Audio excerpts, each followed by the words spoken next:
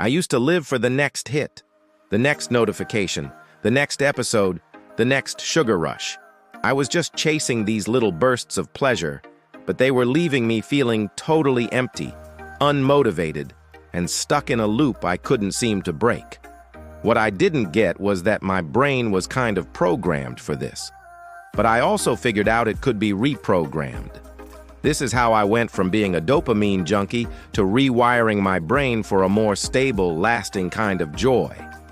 And it all started by unlearning one huge myth about what dopamine actually does. My old life was all about chasing cheap dopamine. It started the second I woke up.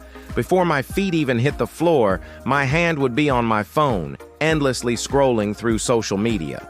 I was basically giving my brain a massive instant hit of novelty and social approval. It felt good for a second, but it set a terrible tone for the entire day. My brain, having already gotten its biggest reward, had zero reason to work for anything else. That important long-term project I had to get done, it felt like trying to climb a mountain. Why would I even try when I could get another little hit just by refreshing my feed? My days turned into a blur of procrastination. I'd just drift from one easy distraction to another. YouTube videos, online shopping, snacking on junk food, anything to avoid the discomfort of actually trying. Every one of those things gave me a quick spike of dopamine, a tiny, fleeting moment of satisfaction. But it was a total trap. By lunchtime, I'd feel this deep emptiness and a nagging anxiety about everything I hadn't done. And how did I cope with that feeling? By looking for an even bigger hit, of course, like ordering greasy takeout or telling myself I'd just watch one episode of a show, which always turned into 5. By the end of the day, I was exhausted, but not from getting things done. I was just drained from the constant, frantic cycle of stimulation and crashing. The things that used to actually make me happy, reading a book, taking a walk, having a real conversation, felt boring and just blah.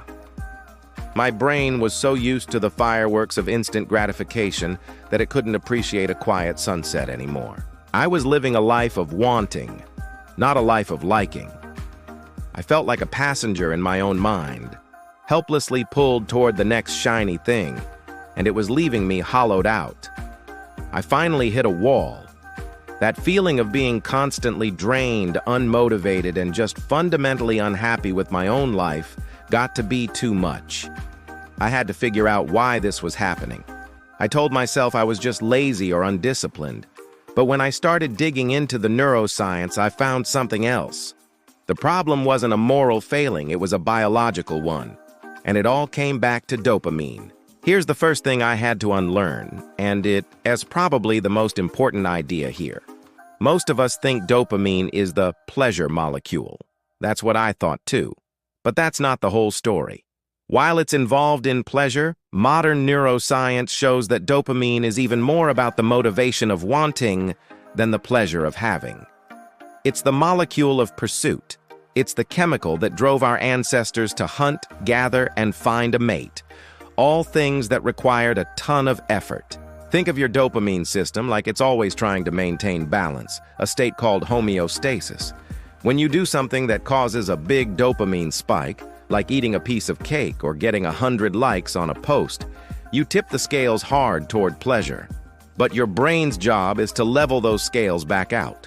To counteract that huge spike of pleasure, your brain adapts, which can lead to that crash you feel afterward, that feeling of emptiness, craving, and being irritable. And it gets worse. With repeated spikes, your brain starts to lower your baseline level of dopamine to prepare for the next expected high. This means that over time, you need more and more stimulation just to feel okay. Normal, everyday stuff becomes boring because it just doesn't move the needle anymore. You're left with a chronic dopamine deficit, feeling unmotivated and what's clinically called anhedonic, the inability to feel pleasure from things you used to enjoy. My constant phone checking, junk food binges, and endless scrolling had basically hijacked this ancient survival circuit. I had trained my brain to want rewards that took zero effort. The result? A system that was completely out of whack. My baseline was so low that only the most intense instant hits could even register. I wasn't lazy. My reward system was depleted. Realizing this was my turning point, I finally understood that to get my motivation back, I didn't need more pleasure. I needed to heal my dopamine baseline. I had to stop being a victim of my brain's reward system and start actively rewiring it. Once I understood the science, I realized I couldn't just try harder to be motivated. I had to create a new game plan to retrain my brain. This wasn't about some punishing dopamine detox, where I'd sit in a dark room doing nothing. It was about strategically changing my relationship with effort and reward, using the brain's own ability to change itself, neuroplasticity. Here are the exact steps I took. First thing I did was make the first hour of my day a strict no-phone zone. This is non-negotiable. Like we talked about, waking up and immediately grabbing your phone is like taking out a huge loan on your motivation for the rest of the day. You start with a massive spike, which guarantees you'll crash later, making everything else feel harder. Instead, I started my day with things that either provide very little dopamine or, even better, generate dopamine from the effort itself. This meant things like getting 15 minutes of sunlight, which is known to help naturally regulate your system, taking a short walk, reading a physical book, or journaling. A real game changer for me was deliberate cold exposure. Ending my shower with just 30 to 60 seconds of cold water can cause a notable and, more importantly, a sustained increase in baseline dopamine. Unlike the sharp peak and crash from your phone, this creates a slow, steady rise in motivation that can set you up for hours. By starting my day with effort instead of just consuming stuff, I was teaching my brain that dopamine comes after I do something hard. The key mind shift here is that dopamine isn't just released when you get the reward. It's also released in anticipation of it. This means you can actually learn to get a dopamine kick from the process itself, not just the final prize. I had to learn to love the grind. To do this, I started breaking my huge, scary tasks into tiny, manageable goals. Instead of write the report, my goal became write just one paragraph. Every time you hit one of these small goals, your brain gives you a little bit of dopamine, which reinforces the effort. It's a signal that says, hey, what you're doing is working. Keep going. This builds a positive feedback loop where putting in the work starts to feel rewarding on its own. I learned to focus on the process, telling myself, this feeling of focus is the reward. I was training my brain to connect hard work with its own dopamine release, instead of always needing some external treat at the end. That's how you build a real, self-sustaining engine for motivation. The work itself starts to become the reward. This is not about getting rid of all the fun things in your life. That's not going to last. It's about changing how you relate to them. The rule is simple. Effort has to come before the reward. I stopped watching Netflix while I was putting off work. Instead, I used it as a specific reward after I finished a solid block of focused work. This is a powerful technique some people call reward stacking. When you let yourself enjoy something after an effortful task, you're not just getting the dopamine from the treat. You're also teaching your brain to link the hard work that came before it with that reward. Over time, your brain starts to release dopamine just by starting the work, because it knows a reward is on the way.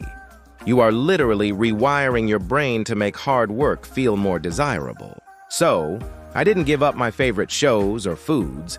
I just turned them into tools. They became trophies I earned after winning a battle with a tough task, which turned them from sources of guilt into fuel for the very habits I wanted to build.